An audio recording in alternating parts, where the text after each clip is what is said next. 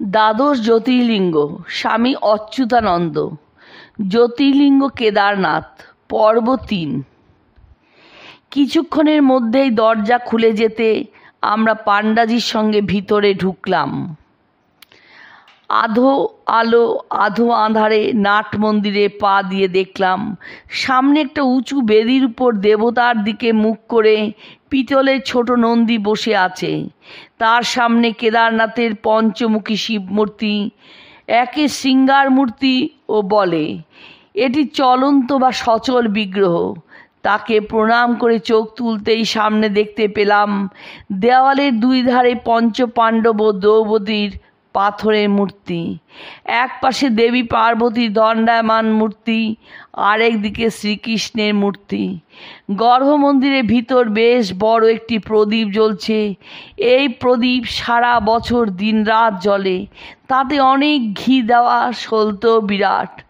বরফ পড়া শুরু হলে রাস্তা ও মন্দির বরফাচ্ছাদিত হলে প্রতি বছর কার্তিক মাসের দীপান্বিতা অমাবস্যা দিন যখন মন্দির 6 মাসের জন্য বন্ধ হয়ে যায়, তখন এই প্রদীপে প্রচুর ঘি দিয়ে মন্দির থেকে পাণ্ডারা নিচে নেমে আসেন। আবার যখন বৈশাখ মাসে অক্ষয় তৃতীয়ার দিন মন্দির খোলা হয়, দেখা যায় তখনও প্রদীপ জ্বলছে। এর নাম অখণ্ড জ্যোতি। সেই আলোকে ঘর আলোকিত, আর 3 দিকের দরজা দিয়েও বাইরের আলো ঘরে আসছে। নাট মন্দির বা জগমোহন বেশ ছোট, তার চেয়েও ছোট গর্ভমন্দির। ঠিক মাঝখানে পাথরের নিচু রেলিং দিয়ে ঘেরা খানিকটা জায়গায় কালো পাথরের ত্রিকোণাকৃতি এবং একটা দিক ঢালু হয়ে নেমে আসা প্রায় 2.5 হাত উঁচু সেই বিখ্যাত জ্যোতির্লিঙ্গ কেদারনাথ। প্রথম দর্শনেই আনন্দে মন প্রাণ ভরে গেল। এত দৈহিক কষ্ট সব নিমেষে দূর হয়ে গেল। আমাদের ভাগ্য ভালো, তখন প্রথম পূজা হয়ে গিয়েছে বলে ভিড় খুব কম। পাণ্ডাজি আমাকে নিয়ে গিয়ে একেবারে কেদারনাথের পশ্চিম দিকে একটি কাঠের আসনের উপর পূর্বমুখে বসিয়ে দিলেন। মন্দিরের পূজারী রাওয়ালজি পাশে বসে আমাদের পূজা করাতে লাগলেন। প্রথমেই একটু ঘি আমার হাতে দিয়ে বললেন কেদারনাথের ডান দিকে সেটি মাখিয়ে দিতে।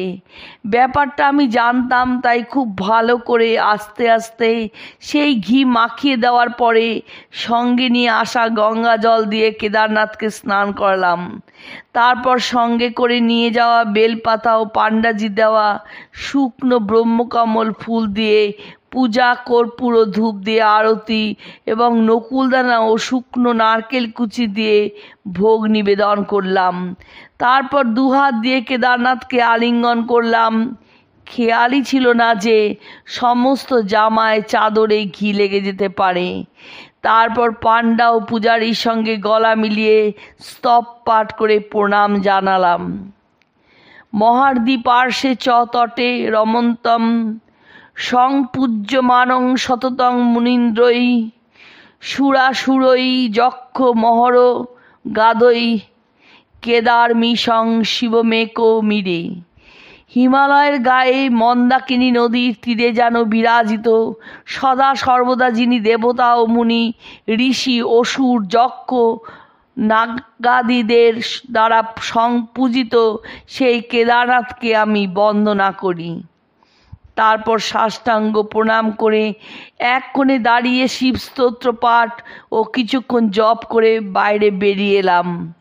পাণ্ডাজি জানালেন এখন তার বাড়িতে খাওয়া ও একটু বিশ্রাম নেওয়ার পরে তিনি ঘুরিয়ে দেখাবেন এখানকার অন্যান্য তীর্থগুলি।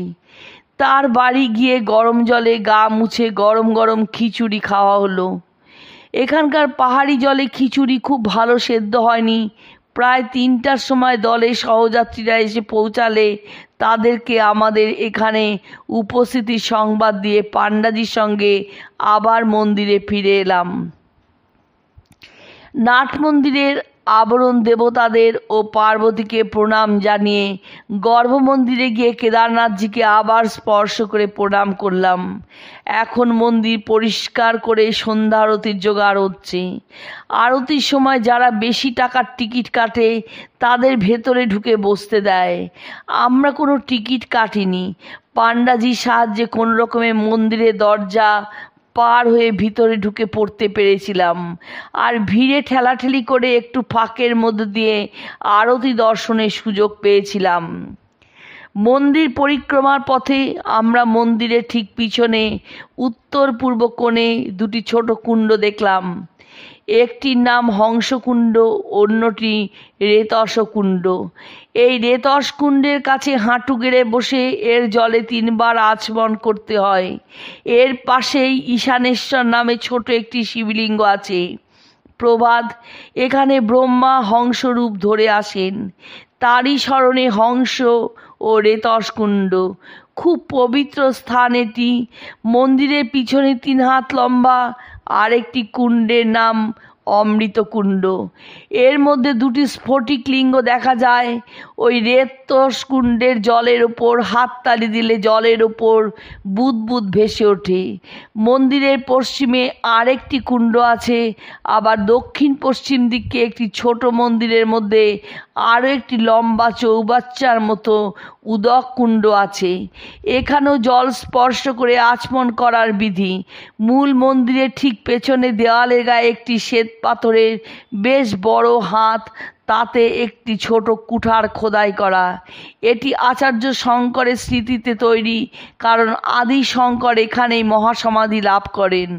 মন্দির চত্বরের উত্তর পশ্চিম কোণে একটি ছোট শ্বেত পাথরের বেদির উপর আদি শঙ্করাচার্যের মর্মর মূর্তি।